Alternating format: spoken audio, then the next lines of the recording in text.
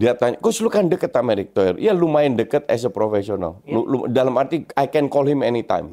Oke? Dia bilang, kok lu nggak mau tanya Dirtek yang baru siapa? Nggak, gue bilang itu nggak etis. Kalau gue terima duit dari PSSI, dari Erick Thohir, dari GBK yang gue bisa bahas rumput, dari Erspo yang gue bahas jersey. Kalau gue terima duit dari mereka, hidup gue akan sakit-sakitan sengsara sampai gue mati. Waduh. Kalau enggak, kalian yang nuduh gue.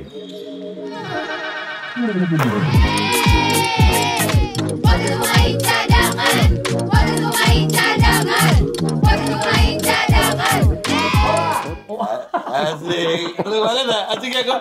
Itu tangannya gua menonton bintang tamu kita kali itu. Mau cadangan on YouTube, biasanya basket tiba-tiba loh, ini apa? Apa urusan basket? Kita cek dulu. Jangan-jangan. Ya kan? Jangan-jangan. Siapa tahu, lu pernah main basket dong? Nggak pernah. Oh nggak pernah.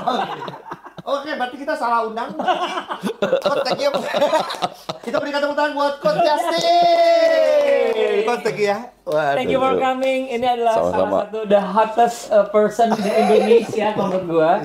Karena setiap munculannya, setiap statementnya akan mengundang ribuan komen, baik pro maupun kontra. Ya jujur, kalau buat gua dan Ujo, gue seneng banget karena gini, sepak bola di Indonesia adalah olahraga yang paling banyak diminati di Indonesia, dan kita tahu dengan kehadiran banyak sekali orang yang punya konten kreator, influencer, bahkan Coach Justin punya channel, terus sekarang udah nggak di DPI, kata juga kalau di Jebret, terus segala macam ya.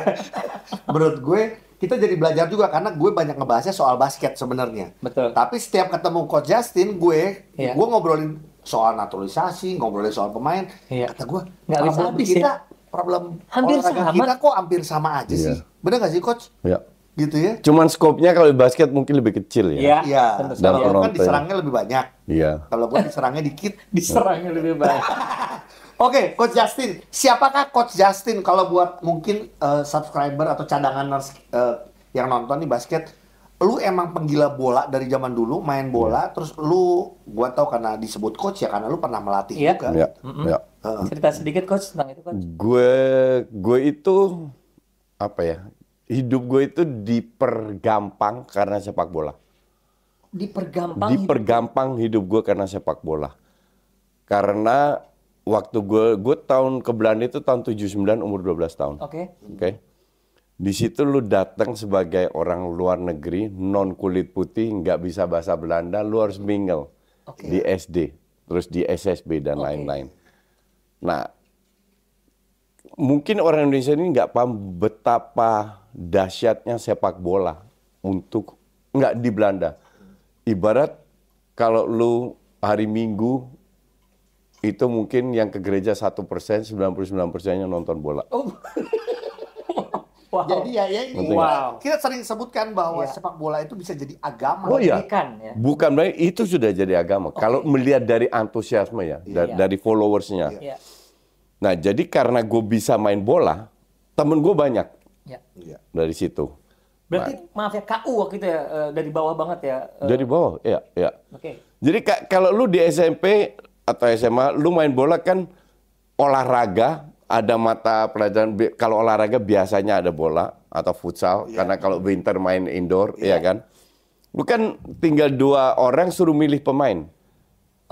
Jadi gue paling cepet dipilih, karena gue bisa main. Iya. Ngerti nggak? Nah, karena itu secara tidak langsung temen lu banyak. Makin banyak. Jadi lu nggak perlu aneh-aneh untuk dapatkan temen. Entah itu di SD, entah di mana. Nah, kalau di Indonesia, gue juga suka bola, gue besar di Utrecht, nonton FC Utrecht, stadion, home and away, dari umur 12 tahun sampai senior. Terus akhirnya gue pindah ke sini, 5 tahun jadi pelatih timnas futsal, 2,5 tahun Dirtek, terus 2019 sempat 3 bulan Dirtek, cuman gue nggak nyaman. Terus akhirnya ya jadi YouTuber, komentator di TV 14 tahun. Dari 2007 sampai 2021 itu pun gue udah pengen pensiun. Jadi bukan, gue udah bilang Piala Eropa terakhir di RCT, gue bilang gue udah cukup di TV, gue mau fokus ke YouTube. Gitu. Jadi ya sampai sekarang di YouTube. Dan gue ini bukan orang yang duit itu penting, tapi bukan nomor 1. Selalu nomor 4, 5, 6, 7, 8. Untuk gue sih kenyamanan. Pada saat gue nggak nyaman, lu kasih duit gue seberapa pun, mungkin 1-2 tackle gue ambil, sisanya gue tinggal. Karena nggak bikin happy. Dan penonton tahu, penonton ngelihat pada saat lu happy atau enggak. Dari auranya lu kelihatan, ini orang nyaman, enak. Dan di DPI itu udah berubah. Gue udah menjadi rutinitas. Dari tahun berapa ya DPI berarti? Gue 6 tahun dari nol, dari 2019. Kan ini kemarin 1000 episode tuh DPI Jebret Media. Ya, ini bukan karena orangnya, tapi suasananya udah tambah lama berubah kan. Karena gue mungkin gue sama si Nesa sama Panji yang non-stop lah. Dari awal. Kalau si Haryo kan sempat berhenti setahun 2 tahun, si yang lain sempat berhenti. Kalau gue non-stop. Dan gue lebih lama di DP daripada mebel-mebel yang ada di situ. Masih kosong? Enggak, udah diganti. Udah diganti baru, ini baru itu. Sementara gue masih di situ. Jadi untuk gue kenyamanan itu ya. Iya. Gue harus bekerja dari dulu kecil, gue selalu under pressure. Karena gue selalu sampaikan ke members gue, fans gue, jangan sekali-sekali masuk zona nyaman. Pada saat lu masuk zona nyaman, lu malas-malasan berpikir, nggak kreatif dan lain. Dan di DP gue udah zona nyaman. Udah nggak ada challenge. Nggak ada challenge, nggak ada itu aja. Dan untuk gue sih, ini udah waktunya. Karena DP juga gue tinggalkan bukan pada saat mereka di bawah, pada saat di atas juga. Pada saat masuk gue janji sama Valen, gue akan bantu lu sampai ini maju. Nah, I keep my word dong. Sampai DP udah bagus ya. Dan gue merasa ini sudah saatnya untuk cari tantangan baru. Jadi gue ada program baru dan lain-lain. Gitu. Jadi sepak bola itu menyelamatkan, menyelamatkan agak dramatis ya, mempergampang hidup gue dari sisi cari duit, dari sisi karir, dari sisi hobi, But you do it with love gitu ya. Jadi setiap tahunnya 14 tahun di sini, 6 tahun di situ. Iya. Karena gue merasa kalau lu melakukan hal dengan happiness, duit itu akan datang sendiri. Kita masih nunggu nih yang kalau basket. Kita masih happy. Makanya gue ngundang lu salah satunya nanti pada saat ini kamera mati, gue gini. Lu tahu kan gue di basket juga udah lama banget. Gue kalau mau ngomong dari komentator, dari MC basket terus kita bikin YouTube ini, kita podcast sudah 4 tahun nih. Ke YouTube-nya baru setahun. Masuk tahun kedua. Lu masuk tahun kedua, banyak sponsor nggak? Belum. Nah, ada yang salah. Ada yang salah dari apa yang kalian lakukan. Caranya gimana? Lu harus introspeksi diri. Gue selalu saran, mayoritas dari fans gue kan let's say 80% di bawah 30 tahun. Gue selalu bilang sama mereka, gue itu di kamar tidur gue itu punya cermin 2 kali 1 meter. Seriously. Dan gue sering ngaca, cukup besar, gue sering ngaca, gue tanya, lu bikin kesalahan apa hari ini? Apa yang harus lu perbaiki? Sama kayak, lu kenapa dibully oleh ini? Gue coba, mungkin ini salah gue atau apa. Ternyata setelah gue kulik-kulik, bicara dengan teman-teman dekat gue, enggak, gue emang di framing, dikorbankan. Nah, untuk kalian juga, kalau udah setahun, 1,5 tahun, you don't make money, lu harus bertanya, salahnya di mana? Ada peningkatan views enggak? Ada ini enggak? Ada itu enggak? Ada ini? Pasti ada, karena whatever jenisnya, orang kan selalu cari alasan. Oh, sepak bola kuenya lebih gede, basket kuenya lebih kecil, ini enggak, itu bullshit. Semua akun yang ada itu bisa make money. Jadi if you don't make money, salah siapa ya? Kalian berdua. Sesimpel itu. Sampai lu bicara lagi, pasti kalian kenal agensi dong. Lu tanya, minta masukan dari mereka dan lain-lain. Karena gue gini, kita 4 tahun di podcastnya bener audio.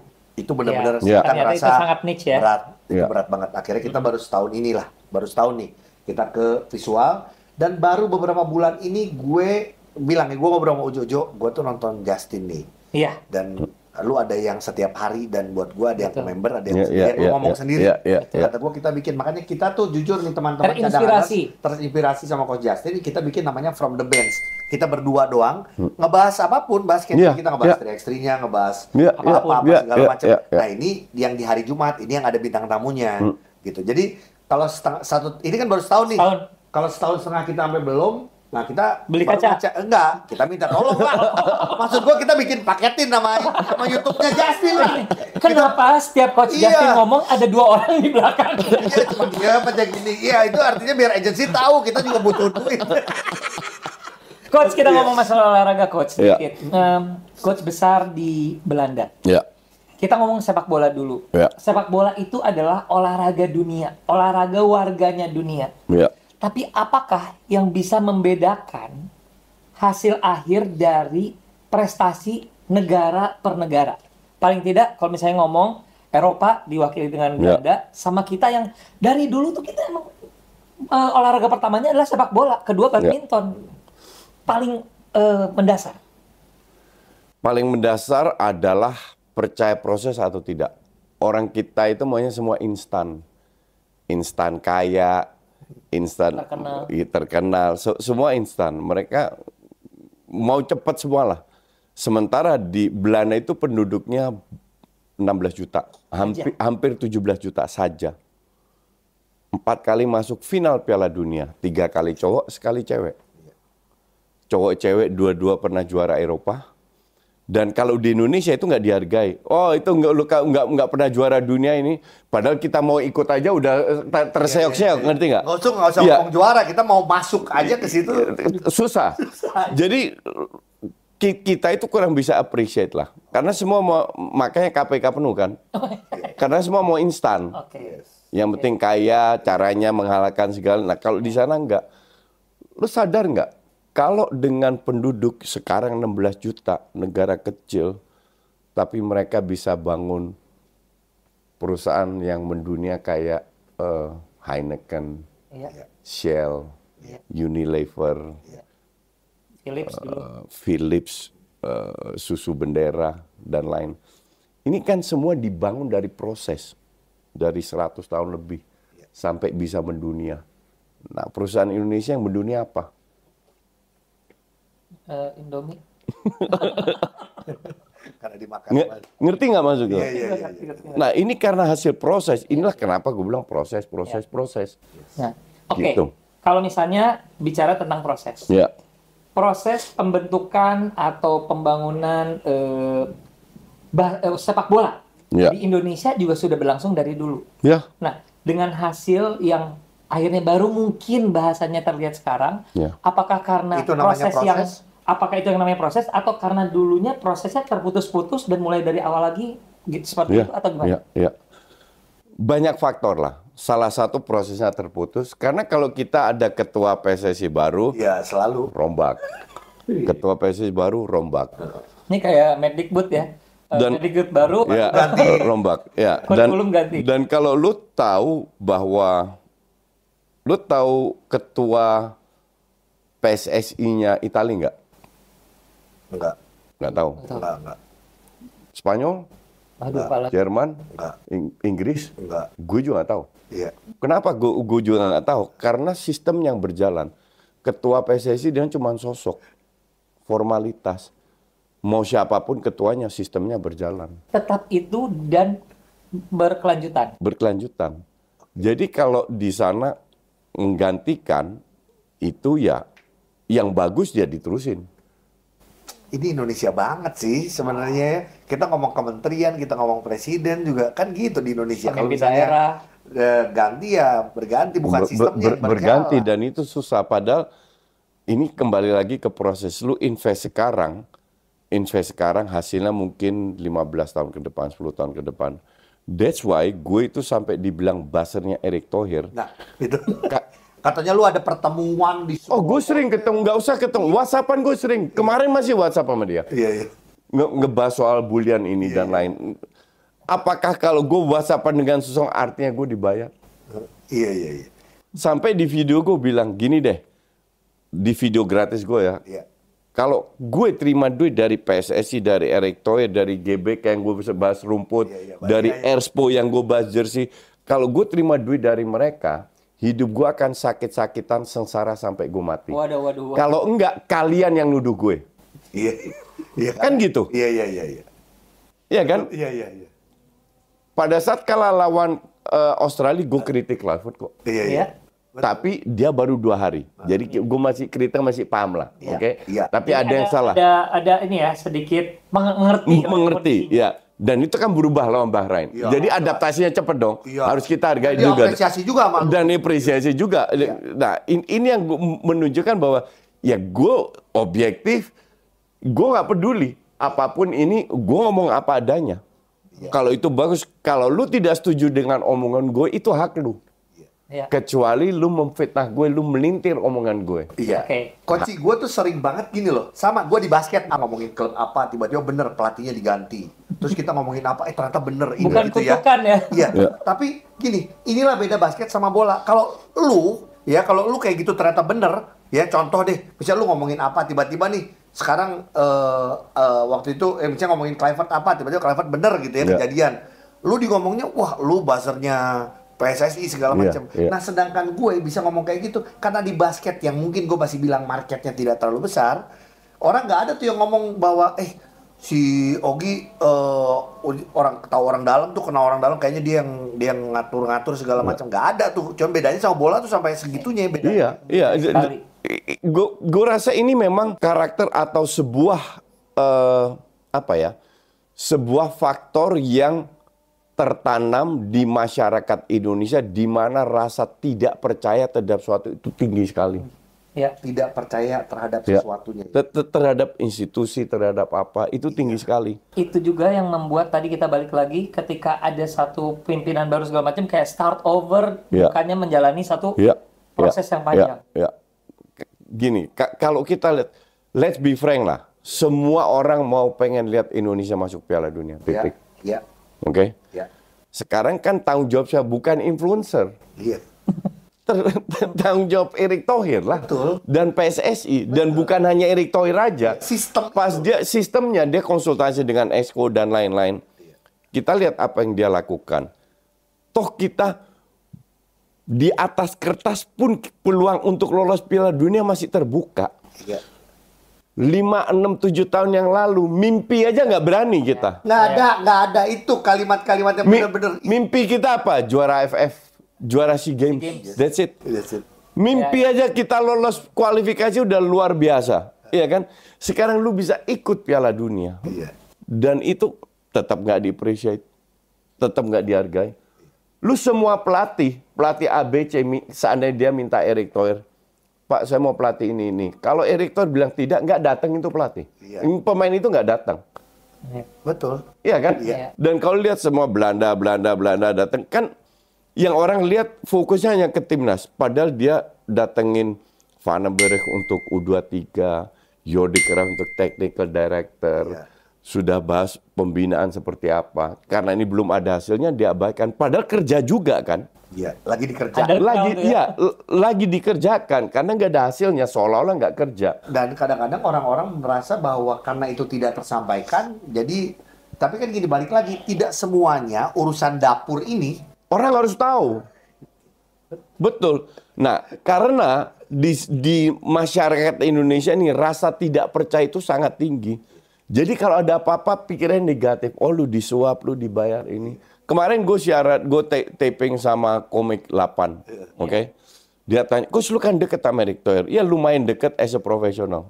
Dalam arti I can call him anytime, oke? Dia bilang, kok lu nggak mau tanya Dirtek yang baru siapa? Nggak, gue bilang itu nggak etis. Bahwa gue kenal seseorang bukan berarti gue harus tahu semuanya kan? Harus gue tanya A1 harus tanya semua, enggak. Dirtek tunggu aja waktunya. Pemain siapa ini kita tunggu aja, baru kita bahas kalau sudah dipublish. Nggak perlu kita harus itu hanya karena gue kenal terus gue harus tanya semua. Ya kan nggak gitu. Menurut gue itu nggak etis. Karena gue harus tahu posisi gue ini hanya influencer, gue hanya konten kreator. Gue nggak butuh gitu-gituan. Gue besar itu dengan ekosistem yang gue bangun sendiri. Karakter gue bukan berdansa atas penderitaan orang. Ngerti nggak? Nggak pernah gue ngomongin orang lain, lu tau lah. Bukan gue gitu loh. Dan gue nggak perlu minta info dalam ini itu, nggak perlu. Yang gue lakukan adalah pada saat PSSI keluar announce pemain lah, ini siapa, baru kita bahas di situ. Baru buat ada statement-statement. Ya? Ada statement-statement. Itu yang orang kita ya kembali lagi karena seolah-olah kalau lu kenal, lu seolah-olah tahu semuanya. Enggak gitu caranya. Tapi kenyataannya gini ya Coach, ini mencoba untuk menyamakan nih. Ya. Karena lu walaupun tidak mencari tahu, ya kadang info itu ada aja. Kalau gue di basket gitu, iya, betul, benar. Gitu. Bukan hanya dari orang yang emang A1, tapi bisa aja ya, cuman dari followers kita, tapi juga cukup bisa di... Gosip itu kan cepet ya. Iya, dan gue juga begitu. Iya. Kadang gue nggak dengar dari orang PSSI. Gue kenal orang PSSI banyak, bukan Erick Thohir doang. Iya kan? Iya. Dan kadang mereka kasih tahu ini itu dan lain yang kita bahas tadi off air, ya itu juga dari orang dalam juga. Iya. Tapi nggak gue announce, nggak pernah gue ngomong-ngomong karena itu nggak penting gituan. Iya. Boleh saya rewind sedikit? Kita lagi ngomong tadi tentang masalah proses. Iya. Dimana misalnya di Belanda lebih percaya proses. Iya. Di sini maunya instan. Di sini maunya instan. Kita masih ngomong sepak bola ya, Gi? Masih. Cadangan ya. Iya. Apakah yang sekarang kondisi sepak bola kita yang sekarang awal dari proses yang bagus atau di tengah kah atau bagaimana? Tergantung. Jadi Erick Thohir sekarang lagi menanamkan sebuah filosofi. Oke. Mengkopi sistem Belanda yang sudah terbukti berjalan. Iya. Oke? Boleh. Dengan 16 juta penduduk. Iya. Nah, ini lagi coba diimplementasikan. Pertanyaan kedua kan adalah 2027. Apakah dia tetap mau jadi ketua? Belum tahu. Iya, belum tahu. Ya, gue harap dia tetap jadi ketua. Iya. Karena proses ini kan butuh minimal 2 periode lah. Iya. Buzzer. Nah, lu dipotong segitu. Iya. Itu lu udah buzzer. Iya. Dia nunggu banget. Iya kan? Bener. Iya betul. Nah, minimal 2 periode dia bisa membenahi proses-proses ini kan. Setuju. Maka dari itu gua harap dia tetap stay. Ya. Tapi seandainya dia nggak stay, kan kita nggak tahu juga. Betul. Kalau dia 2027 diganti, ya tergantung juga. Kalau penggantinya paham, merasa proyeknya Erick Thohir ini adalah proyek yang layak dilanjutkan, ya gue dengan senang hati ya lanjutkan, masih support. Tapi kalau dia mau rombak total, kita nggak bisa apa-apa juga kan? Iya. Kita siapa? Akhirnya kita siapa? Kita ini cuma netizen. Iya. Mungkin kita bisa kasih masukan segala macam. Contoh ya, kita ngomongin soal timnas juga sama kalau di basket. Ngomongin ini nih, ternyata yang terpilih adalah si ini. Iya. Ya terus kita bisa apa? Iya, tapi tetap kita harus support. Itu yang gue tuh pengen belajar dari Koci, ya jujur. Karena gue nonton, kita mencoba menjadi orang yang open minded. Adalah apapun kritikan, masukan, tapi namanya untuk Indonesia kita selalu support. Tapi tetap kita bukan cuman yang bagus-bagus doang yang kita sebut gitu. Karena pemain keluar masuk, pelatih keluar masuk, pengurus PSSI keluar masuk, timnas tetap di situ. Iya. Itu yang kita tetap jadi orang Indonesia. Kita tetap orang Indonesia. Itu yang kita dukung. Oke. Wow. Itu yang orang kadang nggak hanya karena mengidolakan seseorang atau sebuah apa, seolah-olah hanya itu yang mendewakan yang luar biasa. Untuk gue itu aneh. Karena tetap kita itu cinta Indonesia, bukan cinta A, B, C, D yang lain. Iya, betul, setuju.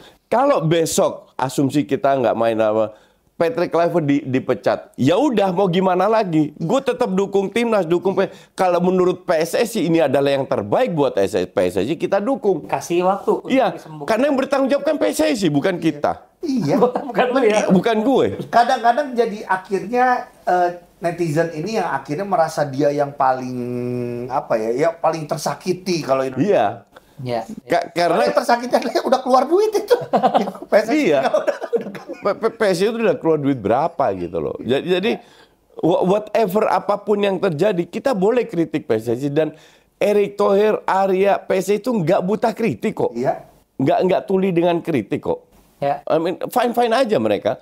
Cuman harus kondusif lah, bukan nyinyir, bukan apa. Cara menyampaikan itu penting. Iya. Makanya, that's why gue salah satunya gue suka lu Koci adalah gini, kita banyak sekali sekarang menjadi orang-orang podcaster. I don't know, kita mungkin salah satu orang yang cukup senior ya karena kita sudah lama. Kalau saya nggak lama, saya tua aja. Tua gitu ya. Jadi kita tahu bagaimana menyampaikannya. Walaupun kritik, tapi menyampaikannya dengan benar. Santun. Bukan hate speech. Bukan hate speech. Bukan fitnah. Bukan fitnah. Bukan nggak suka sama si ini, arahnya jadi ke yang mana-mana. Contoh, yang gue nonton di yang Patrick Kluivert belum datang, dan gue nonton video lu adalah gini. Patrick Kluivertnya belum datang, udah diomongin yang cerita dia dulu, ini, itu dulu. Terus kata coach gini, gimana rasanya lu mau kerja nih ke satu tempat ya? Kata lu, itu contohnya bagus banget. Terus lu udah diomongin gini-gini, gimana dia mau kerja enak? Betul coach? Bener. Ya ibarat lu mau kerja di Bank Mandiri lah atau BCA, lu masuk, sebelum lu masuk lu udah diomongin duluan gimana lu merasa nyaman di dalam. Iya. Kayak orang yang ngomongin paling bersih aja gitu loh. Kan udah nggak make sense gitu loh. Nah, ini tugas gue untuk meluruskan. Lu suka nggak suka, I don't care. Ini pendapat gue. Dan di situ gue nggak bisa di-stain, nggak bisa diberi nothing. Tidak pernah terjadi, tidak akan terjadi. Lu membagikan point of view lu. Point of view, dan kebetulan point of view gue banyak didengar oleh orang dan banyak orang setuju. Berapa YouTuber yang bisa bikin member sih? Di mana lu nonton video lu harus bayar. Di sepak bola, 0, Justin doang. Dan gue survive ini hampir 3 tahun loh. Dan member gue ribuan, bukan 100, 200, ribuan. Wow. Iya. Benar. Kalau lu hate gue, lu harus bertanya, kok orang mau bayar si 3.000 itu ribuan itu ngapain? Selama hampir 3 tahun, emang yang bayar orang goblok semua? Atau lu yang nggak ngerti? Ya kan lebih gampang. Kalau itu dompetnya Koci tolol, cut, end of discussion. Sebutannya kita dompet. Iya. Tapi kalau lu berpikir, kok mereka mau bayar? Di tahunan ini ya, tahunan. Iya, kok bisa seperti itu gitu loh. Artinya mungkin ada sesuatu yang bikin Coach Justin udah mulai kultus individu mungkin itu. Itu selalu gue lawan. Kalau ada member yang sudah mulai menghargai, itu gue lawan. Gue nggak mungkin tiap hari bahas bola. Iya dong. Video gue hampir tiap hari. Tapi nggak usah bahas basket, nanti gue malah. Nggak. Kalau itu nggak mungkin. Gue nggak mungkin bahas olahraga lain karena gue nggak paham. Oke? Jadi gue ada playlist karena gue hampir tiap hari bikin video tentang pengalaman gue, kehidupan gue. Seperti yang gue bilang, 80% dibuat 30 tahun. Jadi mereka tuh bertanya juga. The other side of you. Iya. Apa? Dan itu gue tidak menggurui. Gue hanya share pengalaman gue. Keputusan ya di lu sendiri. Karena ini hidup lu. Coach, gimana gue ditinggalin cewek gue? Gimana? Ya, menurut lu gimana? Lu mau jadi Mario Teguh. Lu mau jadi Mario Teguh. Cewek lu tidur nyenyak nggak? Sekarang lu sakit hati. Ya kayaknya dia tidur nyenyak. Ya kenapa lu nggak tidur nyenyak kalau dia tidur nyenyak? Sesimpel itu kan? Iya. Wow. Nggak, orang lu mau jadi enggak. Gue yang bikin miris justru satu. Ada berapa yang bilang, Coach tolong perbanyak Just Life. Oke? Bentar. Terus dia bilang gini, karena banyak orang member gue yang butuh masukan dari Coach Justin sebagai sosok ayah. Banyak member yang punya ayah tapi tidak punya hubungan dekat dengan ayahnya. Ini jadi butuh melebar ke... Jadi melebar. Jadi bukan bola aja karena impossible gue tiap hari bahas bola. Jadi ada satu kejadian di mana waktu itu ada nobar, ada Coach Justin, orang-orang bilang ini, Papa. Itu dan Coach kalau udah dibilang Papa, dia bawaannya pengen transfer. Ngerti nggak? Apalagi duit bukan segalanya buat dia. Kalau duit segalanya buat gue, mungkin 10 tahun lalu gue udah miliarder. Iya. Betul. Happiness untuk gue nomor 1. Setuju, gue agree. Itu benar. Sekali lagi ini menurut gue. Kalau lu happy, lu akan lebih sehat. Bukan kalau lu ngikutin diet yang mahal-mahal itu apa. Lu ngapain ngikutin diet tapi tiap hari hidup lu stres. Iya kan? Kadang orang nggak paham. Tim gila lu diserbut tiap hari. Gue happy-happy aja, tidur nyenyak gue. Gue siaran-siaran, kerja-kerja. Tiap kali gue ke mall masih banyak yang minta foto sama gue. Jadi kenapa gue harus hanya karena orang punya... Kalau sekali lagi beda pendapat nggak masalah. pada saat lu fitnah, lu framing. Sekarang gue akan bales. Jadi ya udah waktunya. Jadi pada sekitar syuting emang kita lihat di sosial medianya Coach ini emang lu lagi memposting. Ini dari sudut pandang gua adalah melihat kok banyak sekali netizen kita yang sangat percaya dengan foto dan tulisan. Ini tuh udah nggak zaman sebenarnya. Itu sangat dibodoh-bodohi gitu loh. Ya. Tapi ternyata masih banyak dan itu yang namanya fitnah dan framing. Ini yang emang tidak diizinkan, bahkan ini sebenarnya ada melanggar hukum. Iya. Gitu. Coach, kita sekarang bahas soal naturalisasi. Lu adalah yang setuju nggak dengan naturalisasi di basket? Di sepak bola. Sorry, di sepak bola. Gini. Gue kasih contoh aja lu, Jo. Lu seandainya punya keluarga di luar. Adik lu nikah sama orang luar. Orang di Belanda lah kebetulan. Punya anaknya Indo dong, 50-50%. Anaknya kebetulan main bola. Dia bisa main bola karena adik lu orang Indonesia. Secara hukum di Indonesia diperbolehkan. Dipanggil, terus dibully sama orang. Perasaan lu gimana? Kalau gue ngerasa itu keluarga gue. Exactly. Dia kan punya darah Indonesia. Jadi what's wrong with that? Apakah melanggar hukum? Enggak. Kenapa harus... Orang Indonesia asli itu apa sih?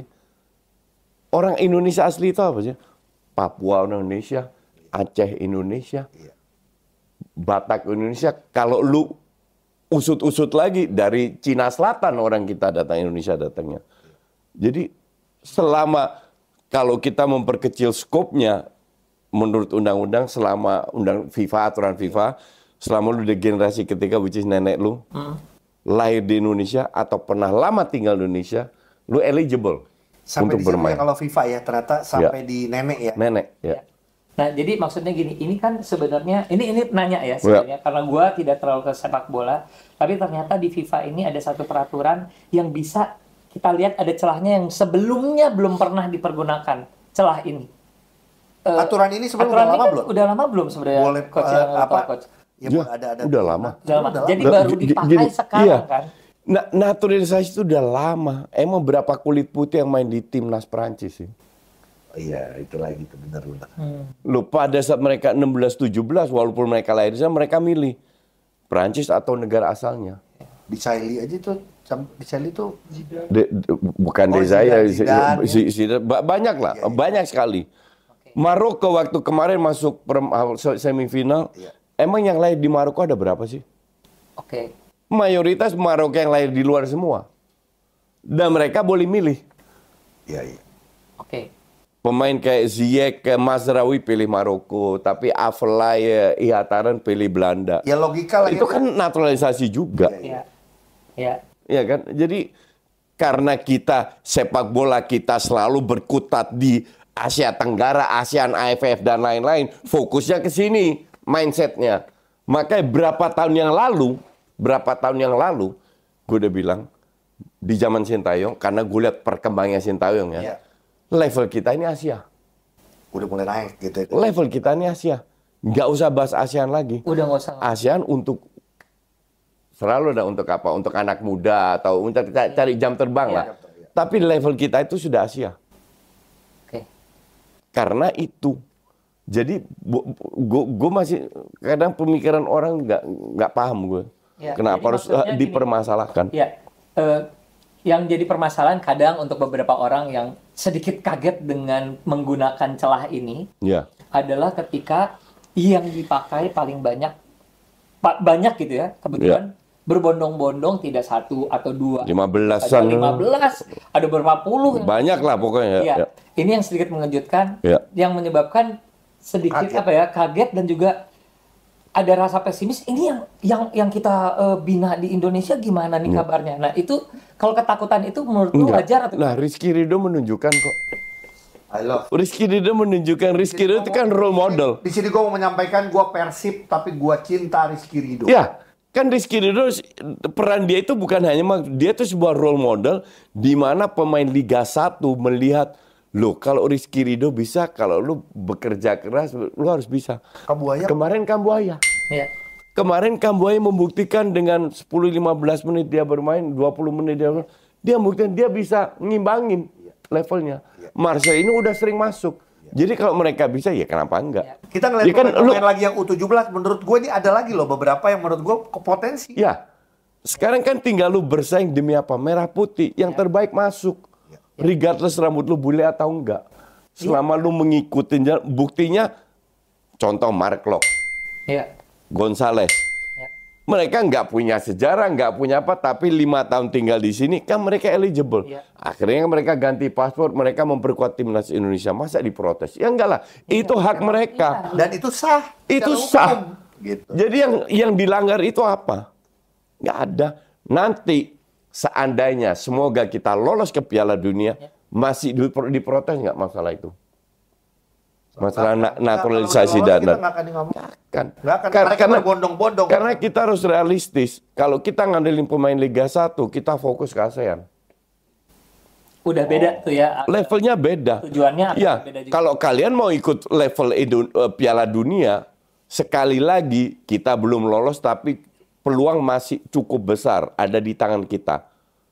Ya kita harus pakai pemain-pemain ini. Dan yang pertama minta itu kan Sintayong. Naturalisasi. Dia bukan dari waktu zaman Pak siapa PSSI Pak Iwan Bule. Iya, tapi yang minta lebih banyak itu kan dari Sintayong. Karena Sintayong dia melihat karena dia melihat kalau lu kasih gue target tinggi, gue nggak bisa ngandelin pemain Liga 1. Dan gue setuju sama Sintayong. Iya kan? Dia minta tak terus dia diganti ya bertambah terus kan? Betul.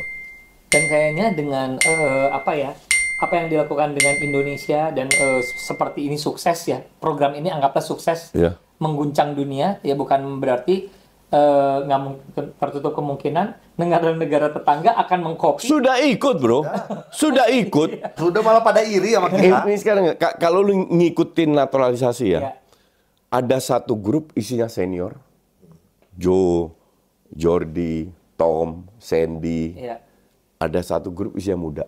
Oke. Grup WhatsApp nih. Rafael Strike. Grup WhatsApp juga, grup arisan. Strike, Ivar, Justin, Nathan, sekarang gosipnya Hoyer, terus Eliano Reinders. Yang muda. Ada yang mungkin mid generation. Artinya sama PSG sudah dipertimbangkan bahwa Joey Pelupes ini kan baru masuk. Dia umur 31 tahun. Artinya nggak mungkin dia masih 5 tahun lagi dong. Iya. Sementara Strike sama Ivar dan Justin masih bisa 10 tahun lagi. Iya kan? Artinya sudah dipertimbangkan bahwa kalau generasi ini habis, ada generasi baru boleh. Dan mungkin dari Liga 1. Nah kalau generasi yang menengah ini habis, pasti berkurang. Nah disinilah munculnya pemain Liga 1. Iya. Iya. Yang harusnya lebih banyak step up. Dikasih masa waktu untuk berkembang lah. Sama kita kalau di basket adalah dengan banyaknya pemain asing, ada 3 nih pemain asing di liga. Kita berharap di setiap klub ya. Setiap klub. Jadi pemain-pemain lokal ini harus step up. Dan emang waktu ya kata-katanya adalah seharusnya untuk step up, kesempatan untuk bermain dengan mereka justru supaya kita bisa menambah skill dan menambah pengalaman. Sekarang di timnas ada naturalisasi nggak basket? Nah, makanya kita pengen ngobrol di basket ini aturannya kalau FIBA hanya boleh 1 naturalisasi yang bermain dari 12 ya. 12 pemain. Naturalisasi itu artinya pemain yang dari paspor beda ganti paspor. Ganti paspor. Oke. Dan walaupun dia orang Indonesia asli, seandainya lahir di luar, seandainya lahir di Belanda, tapi 100% Indonesia, paspor Belanda mau pindah tetap cuma 1. Rasanya iya. Rasanya iya. Ini tapi ada juga istilah heritage sekarang ya. Iya. Jadi kayak Brendan Jawato nih dihitung lokal. Brendan Jawato pernah denger nggak? Enggak. Oke. Ada dia papahnya Bali. Gitu ya. Dia di Amerika ya.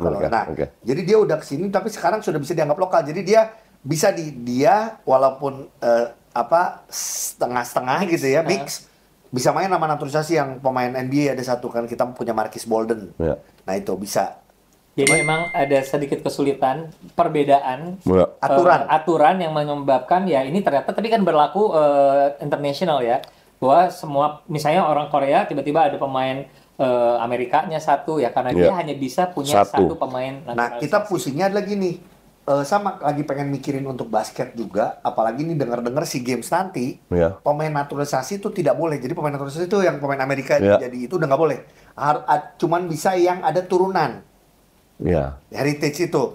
Nah, turunan banyak nggak di basket? Nah itu dia permasalahannya, kalau dari so far sih ada, tapi gue tuh cukup yakin walaupun gue belum survei full ya. Tidak sebanyak sepak bola. Oh iya pasti itu. Karena sepak bola lebih olahraga rakyat kan. Betul. Iya. Nah basket itu olahraga rakyat di Amerika. Olahraga rakyat Amerika. Rakyatnya Amerika. Nah jadi lo harus cari di situ. Iya. Semoga sih aturannya, kita berharap dengan kita dapat yang muda-muda. Ini gue dengar Perbasi lagi melakukan itu, yang cari yang muda-muda yang di sana supaya bisa dianggap lokal tetap gitu loh. Kalau yang dia jadi dewasa ya. Iya. Gitu ya. Makanya gini, siapa tahu sebenarnya ketika Coach Justin kan punya afiliasinya ke Belanda, pernah lihat lu kalau ada siapa yang gue nggak ngikutin basket sama sekali. Enggak, maksudnya tiba-tiba orang sana ada yang satu kakaknya main bola, adiknya main basket. Kalau ada yang kontak gue soal basket ya gue lempar ke kalian lah. Iya, karena gini, boleh, lumayan gue jadi agent lah. Iya, whatever lah. Iya, karena kita satu ada pemain heritage namanya Devon van Ostrom. Van Ostrom, Belanda. Tapi dia dia sudah pernah main di timnas Inggris. Jadi dia udah nggak tahu nih. Katanya gini, ada aturan lagi di FIBA, setelah dia sudah lama tidak memperkuat timnas itu, dia bisa tuh. Iya, di sepak bola juga. Gitu ya. Oh, ada juga kayak gitu. 3 tahun lu nggak memperkuat timnas tersebut, lu bisa pindah. Eligible untuk main di mana pun. Ya. Oke. Kayak gitu juga. Seru nih. Seru banget. Tapi kalau basket gue kurang ngikutin lah. Iya. Cuman soal pembinaan sendiri, kalau kita ngobrol di bola, di basket, pembinaan yang usia muda banget nih. Kalau menurut lu problemnya apa ya di Indonesia ini? Banyak. Banyak lagi nih Mas. Banyak. Problemnya banyak. Yang mendasar. Infrastruktur problem.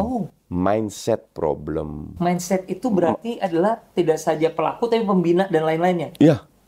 Gini, lu kalau lu merasa diri lu atlet, seorang pemain bola, atau lu ingin menjadi pemain bola profesional, lu harus hidup sebagai profesional. Artinya, lu tidur cukup, makan untuk body lu, bukan untuk lidah lu. Masalah nutrisi. Orang kita makannya masih untuk lidah, bukan untuk body. Belum disiplin, orang kita baperan. Iya kan? Ini salah satu warisan Sintayong yang bagus sekali. Yaitu dia menerapkan disiplin yang luar biasa. Latihan fisik luar biasa, kerja keras. Ini warisan yang harus diteruskan. Iya, harus dijaga. Karena ini penting sekali. Nah, akhirnya di dua Sintayong kan banyak yang mental-mental. Iya, benar. Karena itu. Kuat. Karena disiplin dan segala. Jadi kalau tanya masalah, banyak sekali masalahnya. Apalagi untuk usia muda ya. Apalagi untuk usia muda. Betul. Jadi infrastruktur, mindset, banyak. Ya, tapi ini balik lagi menurut gua hampir sama dengan basket. Kompetisi juga kurang. Kompetisi nyaris nggak ada. Ya yang ada turnamen. Sama Gi. Kompetisi kurang. Sama Gi. Kita liganya nggak ada, jadi yang berjenjangnya gitu ya. Yang berjenjang ada, tapi belum cukup banyak ya Gi ya. Ya, kita di basket ngobrolin soal kurikulum. Blueprint dari cara melatih Indonesia tuh mau seperti apa? Apakah sama di bola juga belum ada yang sama? Setiap daerah, apalagi beda provinsi, beda. Iya, semua punya cara masing-masing. Dan ini pelan-pelan mau diuniformkan sama Erick Thohir. Sama. Maka dari itu dia datangkan Jordi Cruyff dan lain-lain. Ini untuk ke semua ke bawah ya? Ya. Wow. Itu bukan di basket juga. Mau seperti itu. Kita sudah mencoba waktu itu dengan Serbia ya, tapi baru sampai ke junior, tapi belum sampai ke bawah lagi kelompok umur. Nah, ini kita berharap ada siapa? Ketua baru. Baru. Ketuanya Pak Budi Jiwandono. Budi Jiwandono, iya. Politikus, bukan? Politikus, iya. Tapi dia anak basket juga. Oke. Cukup peduli, tapi juga menurut gua Pak Erick pun juga masih sangat peduli dengan basket gitu. Jadi Pak Erick kan lebih ke basket sebenarnya daripada sepak bola. Enggak. Sudah pernah ada masanya beliau di basket, akhirnya sekarang dia lagi banyak. Enggak, kalau dulu dia memang punya klub bola kan. Tapi mungkin kalau hobi personal kayaknya lebih ke basket enggak? Ya, waktu SMA sih anak basket. Iya, anak basket kan waktu SMA. Iya. Betul. Karena dia pernah ditanya kalau main bola posisinya apa? Enggak, gua nggak pernah main bola. Berarti bertolak belakang sama Coach, kalau lu main basket posisi apa? Gue tidak pernah main basket, gitu ya. Gitu. Tapi berarti ya artinya gini ya, ini kita ngobrol naturalisasi, kalau kita mencoba menyambungkan ke basket. Tadi kita ngomong pembinaan, ini menjadi satu PR besar buat olahraga Indonesia. Olahraga Indonesia ya. In general. Yang sukses itu kan cuman badminton. Ya itu karena Jarum yang pegang langsung swasta. Karena Jarum punya, karena duit lah, ada duitnya. Dan postur kita oke, makanya dari dulu, dari puluhan tahun di Hartono itu kan selalu di papan atas kan. Artinya track record kita ada hanya di badminton. Yang lain nggak ada. Yang sudah benar. Yang konsisten berprestasi. Bahwa sekali-sekali ada generasi gap, turun dikit, it happens sih semuanya. Tapi infrastruktur udah benar. Nah, di sepak bola lain enggak. Nah, sekarang di sepak bola mau diterapkan. Hasilnya nanti 10-15 tahun. Sabar ya. Di sepak bola, makanya kita berharap di basket juga bisa ada blueprint basket harusnya ada blueprint yang sama. Tapi ya, kalau lu menerapkan sebuah filosofi yang didukung oleh masyarakat basket, ketua yang baru harusnya nggak begitu gampang untuk merubah. Atau nanti kalau ketua yang sekarang diganti lagi lah. Oke. Nah, kalau sekarang hasilnya pelan-pelan kelihatan di U ini, U apa, dan ketua yang baru, seandainya Erick Thohir nanti diganti, dia mikir lagi untuk merubah semuanya. Karena sudah ada hasilnya. Ini kan yang selalu jadi obrolannya pada saat kita tahu nih, contoh ya, kita ketua Perbasi yang lama, almarhum. Ya, jadi sebelum dia mau digantikan, dia harus meninggalkan kita. Nah itu sudah banyak prestasi. Sebenarnya kan untuk ketua yang baru juga menjadi satu dorongan, ada modal, ada pressure juga gitu ya. Nah termasuk yang tadi kita bilang kalau PSSI sekarang kita lihat Erick Thohir nih, ya untuk berikutnya, ya itu juga harus open minded yang tadi kita bilang kalau program yang sudah bagus ya kalau teruskan, itu yang selalu kita diteruskan. Jangan merasa akhirnya ini punya gaya gua nih, kebiasaan Indonesia. Iya, ini gue kelihatan ini gayanya gua, jadi sukses tuh karena gue bukan karena itu salah. Coach, terakhir gue ingin nanya satu hal sih sebenarnya. Dalam perkembangan olahraga secara general, mau basket, mau sepak bola, dan lain-lain, ada unsur sains di dalamnya. Ada unsur perkembangan teknologi, nutrisi, dan lain-lain. Yang lu lihat sekarang di Indonesia secara general? Masih kurang. Sangat kurang. Dan lucunya nih, gue kan punya proyek, ya mungkin lu nggak tahu, gue punya proyek itu dengan namanya KKS. Kita kirim tahun lalu satu tim seleksi dari Jawa Tengah kirim ke Portugal. Yang kemarin kita ketemu itu. Ya, yang kita ketemu di Solo gitu. Ya. Jadi pemain ini kan dari 17 pemain berangkat, kita menang 3 kali di sana SSB, terus balik lagi dari 17 gue lihat, gue project leadernya. Jadi gue ambil 7 pemain yang kita akan masukkan ke akademi di sana. Mereka tanggal 28 April rencananya berangkat sama sekolah di sana. Oke. Nah, kebetulan kita punya kedekatan dengan Menpora. Oke. Menpora itu punya tim sport science dan kebetulan ada yang gue kenal juga. Akhirnya kita mencoba menggunakan fasilitas Menpora untuk mengetes 7 pemain ini. Wah itu gila itu tesnya.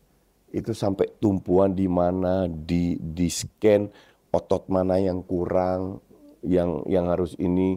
Terus ditanya, lu kalau main harusnya lu ada masalah dengan punggung lu ya. Dia bilang, iya, salah satu pemain lah. Kenapa? Karena tumpuannya lebih ke belakang. Jadi telapak kaki itu bisa di scan. Yang mana kalau dia berdiri yang harusnya lebih ke depan, ini cuma ngandelin belakang. Wah itu detailnya gue belum pernah lihat sedetail itu. Sampai terakhir gue ketemu Dito di Kemang, wah bro thank you banget ya sudah dibantu dengan ini. Itu luar biasa. Nah hal kayak gini kita itu gratis bisa memanfaatkan. Kalau proyek gue yang ibarat proyek private pribadi yang abal-abal, harusnya semua timnas bisa memanfaatkan itu. Jadi benar-benar seorang pemain itu dianalisa abisnya sampai soal makanan, lu harus makan begini. Itu benar-benar komplit. Belum pernah gue melihat seperti ini. Sudah ada di Indonesia. Dokternya mantan Manchester City. Orang Indonesia. Wow. Aduh gue lupa namanya. Enggak, artinya gini, berarti kita bisa dianalisa, setelah itu diberikan caranya untuk memperbaiki. Iya. Cara latihan, cara larinya, cara menggunakan kakinya dan otot mana. Karena kalau lu rentan contoh di hamstring, lu nggak perkuat, peluang cederanya kan lebih besar. Padahal lu nggak tahu bahwa lu ada kekurangan di hamstring. Nah, dengan analisa ini, mereka bisa melihat bahwa kekurangan lu di ankle, di mana itu dengan latihan fisik diperkuat lagi. Disitulah tim coach dan juga pembina bisa mempergunakan fasilitas. Ya, itu sudah kita dengan hasilnya, result yang kita dapat, sekarang mereka lagi TC di Sentul, kita perbaiki semua. Kalau basket itu juga gitu. Sebenarnya artinya gini, fasilitasnya ada, pasti juga apalagi. Biar mereka nanti ke Portugal nggak dikomplain sama pelatih itu kan. Oh, lu kurang ini, lu kurang enggak. Kita semua udah hasilnya, udah siap dulu. Udah bener-bener kita persiapkan. Oke, Coach, terakhir sebenarnya masih panjang. Panjang harus ini. Coach, Ujo, lu adalah salah tiga. Bertiga. Penggiat olahraga yang mungkin kita lebih banyak di bidang basket gitu ya.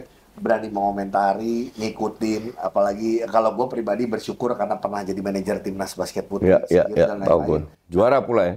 Medali perak. Perak, 18 tahun nggak pernah dapat medali. Nah, gini, kita sering memberikan kritikan, masukan, tapi kita bukan mantan pemain profesional. Ya. Itu kan yang kadang di bola lagi ngomongin. Katanya, ngapain lu jadi pundit? Lu pundit siapa lu berani ngomong? Sedangkan lu bukan mantan pemain. Gini, jadi kita nggak boleh ngeritik presiden kalau kita bukan mantan presiden dong. Oke. Itu jawaban gue. Udah cukup gitu ya. Tapi boleh dong, kita juga ada beberapa mantan pemain yang menurut kita sekarang bagus jadi komentator di IBL. Udah banyak, ada Mario Gerungan, ada Rizky Effendi. Di basket ya. Di basket.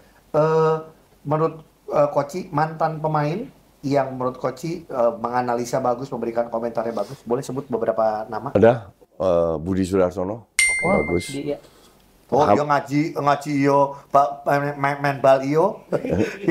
Hamka Hamzah, bagus. Yang lain gue cuma 2 itu yang ada di benak gue. Yang mungkin sebenarnya Eloko.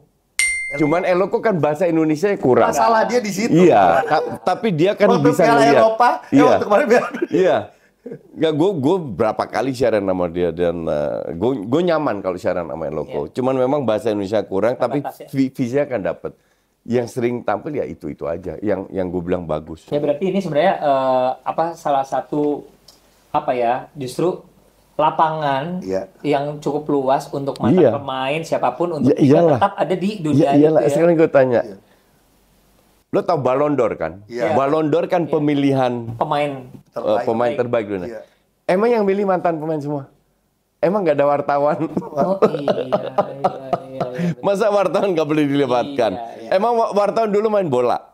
Ini kan kritikan yang lucu ya. Makanya gue bilang, emang lu harus jadi presiden dulu untuk bisa ngeritik presiden. Kira ada satu yang sekarang lagi rajin juga memposting dan dia memberikan komentar-komentar tentang sepak bola kita ya. Menurut Greg Nokolo. Ya nggak apa-apa, itu hak dia. Cara dia ya. Iya, gue nggak pernah mempersalahkan itu. Kan dia mengkritik gue secara pribadi. Itu hak dia. Tapi apakah gue perlu gini? Kita tidak bisa mengontrol pendapat orang. Yang kita bisa kontrol adalah reaksi kita terhadap pendapat tersebut. Dan itu kan pendapat orang ya hak orang. Punya perbedaan pendapat silahkan. Iya, dan dia melontarkan pendapat dia ya oke. Apakah perlu gue tanggapi? Ya sama sekali enggak. Kan gue sebagai komentator bukan untuk membuat everybody happy. Kalau gue membuat everybody happy mungkin gue jualan es krim kan. Oh iya. Iya kan? Gue lagi ngebayangin jualan es krim sih, Koji. Gue menjadi komentator karena memberikan ilmu yang menurut gue yang terbaik. Kalau lu nggak mau denger, ya itu hak lu kok, nggak ada gue paksa kok. Realitanya ya tetap ada ribuan member yang mau bayar untuk nonton gue. Iya, salah satunya gue. Cadanganers, siapa tahu yang nonton kita adalah sebenarnya para penggila basket. Cadanganers ini boleh diingetin nggak kalau misalnya mau nonton Koci di channel apa nih? Di channelnya Hasan sama gue, Justinus Laksana. Justinus Laksana. Gitu. Ya mau jadi member silakan member ya kan? Iya. Gitu. Dan walaupun bukan main basket, nggak pernah main basket, kita kasih baju basket. Ini baju basket pertama dari dia. Dan sorry banget tulisannya adalah cadangan. Oh enggak, ini kedua. Kedua. Iya. Yang pertama dari Denny Sumargo. Oh, dia pernah. Iya. Dan sama Denny dikasih jersey yang pas dia di aspak. Iya, dia kasih. Bagus. Cuma bedanya kalau dia kan pemain beneran. Iya. Kita cadangan. Kalau cadangan kan jagonya ngomong doang kan, pemain cadangan gitu. Thank you for coming. Thank you. Sekali lagi sehat selalu, sukses terus, sama-sama. dan mudah-mudahan imbasnya banyak untuk kesuksesan sepak bola Indonesia. Ya basket juga lah. Ya, oke. Thank you Coach. Thank you semuanya. Bye bye. Terima banget ya. Bye.